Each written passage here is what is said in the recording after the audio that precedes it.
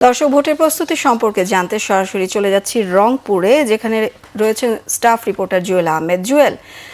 জুয়েল, ভোটের প্রস্তুতি এবং নির্বাচন ঘিরে রংপুরের নিরাপত্তা ব্যবস্থা সম্পর্কে জানাবেন। বিপাশা, রাত পোহালেই কিন্তু ভোট, সেই ভোটের সম্পূর্ণ প্রস্তুতি সম্পন্ন করেছে প্রশাসন।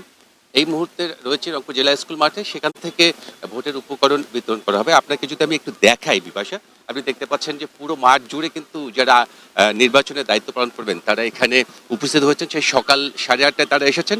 আমরা যতটুকু জানি যে 11টার মধ্যেই সব উপকরণ বিতরণ করা হবে। রংপুর মহানগর পুলিশ যেটি আয়োজন করেছে এই ভোটের উপকরণ বিতরণের, এটি হচ্ছে যে রংপুরের 1 আসনের আংশিক এবং 4 আসনের আংশিক এবং রংপুর 3 যেটি সদর আসনের, সেখান থেকে এই জেলা স্কুল মাঠ থেকে ভোটের উপকরণ বিতরণ করা হবে। এবং সেই সাথে রংপুর জেলার যে অন্যান্য আসনগুলো রয়েছে, যে বাকি যে আসনগুলো, সেই আসনের উপকরণ বিতরণ করা হবে স্থানীয় পুলিশ লাইন্স মাঠ থেকে, সেটাও 11টার সময় শুরু হবে।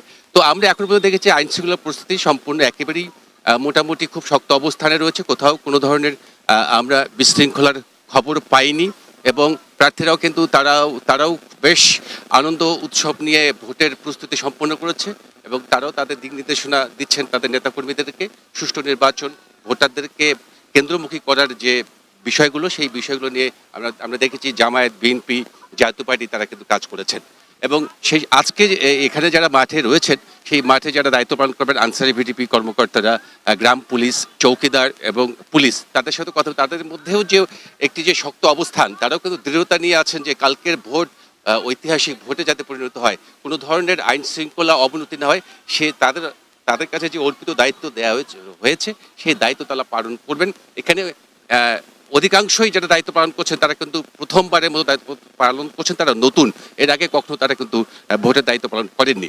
তো সব মিলিয়ে রংপুরের একটু পরিসংখ্যান এই বিপাশা, রংপুরের 873টি ভোট কেন্দ্র রয়েছে, তার মধ্যে 436টি ভোট কেন্দ্র হচ্ছে একেবারে ঝুঁকিপূর্ণ, বাকিগুলো সাধারণ, এবং প্রার্থী রয়েছেন 44 জন, ভোটার রয়েছে প্রায় 26 লাখ ভোটার। সব মিলিয়ে আমরাও আশা করছি, সাধারণ মানুষও আশা করছে, সবাই আশা করছে যে অন্তত রংপুরের ভোট হবে সুষ্ঠু, শান্তিপূর্ণ, অবাধ, নিরপেক্ষ এবং উৎসবমুখর পরিবেশে।